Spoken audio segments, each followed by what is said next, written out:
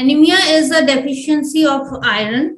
Iron is a constituent of hemoglobin. So to prepare for the body to prepare hemoglobin, they need iron. So if iron is deficient, in that case, your hemoglobin is also, you are deficient of hemoglobin. And that's when your anemia is detected. Foods which are high in iron, obviously, and which are high in vitamin C, folate, and vitamin B12 are foods that you should be consuming to avoid anemia. So vitamin B12 is the only source is non-veg food. Vitamin B12 is not available in veg sources. If you are a complete vegetarian, you have to take supplements for vitamin B12 deficiency. Apart from that, folate is available in animal liver. It is also available in beans and green leafy vegetables. There are two kinds of iron. One is heme iron and another is non-heme iron. So both the kinds of iron join together and they help in the production of hemoglobin. So non-heme iron is available in plant sources and heme iron is available in animal sources.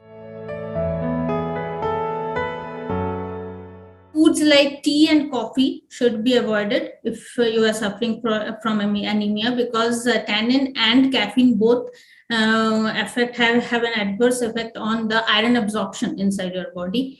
And foods that are very high in calcium also cause to some extent cause adverse effect in iron absorption inside your body.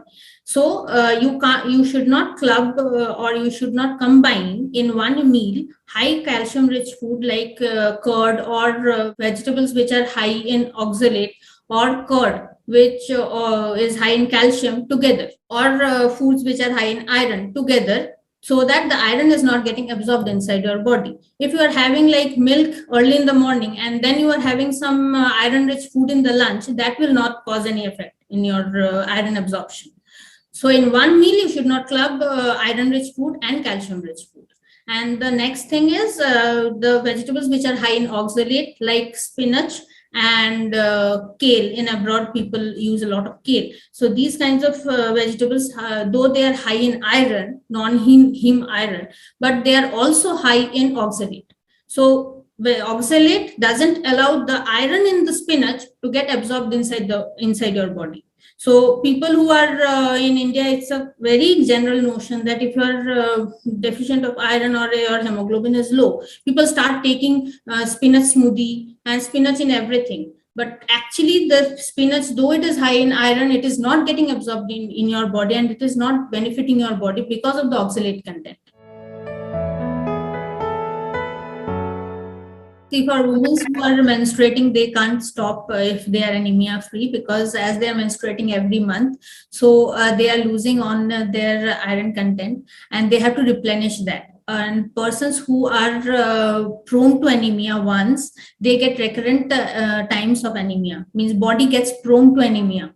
So it is better not to think of stopping taking iron rich food in your body. And if you're taking a balanced diet, iron rich foods comes automatically. You don't have to have a special focus on iron rich food in that case. So iron rich food you can have from vegetables, fruits, and non-veg protein and veg protein also. So all these comes under balanced diet itself. So you don't have to specially take care of iron rich food to prevent anemia.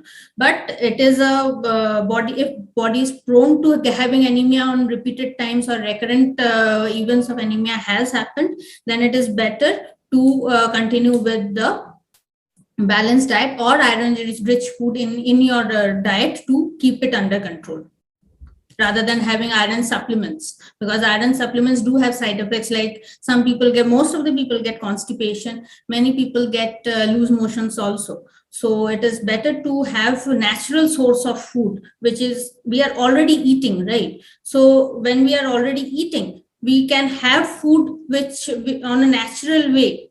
It is in the platter, it's in the nature. Why we have to depend on medicine or supplements in that case, when it is in our home daily, it is coming, when we are something which we can eat and solve the problem. Natural way of curing anything is better than depending something artificial or maybe something induced inside your body.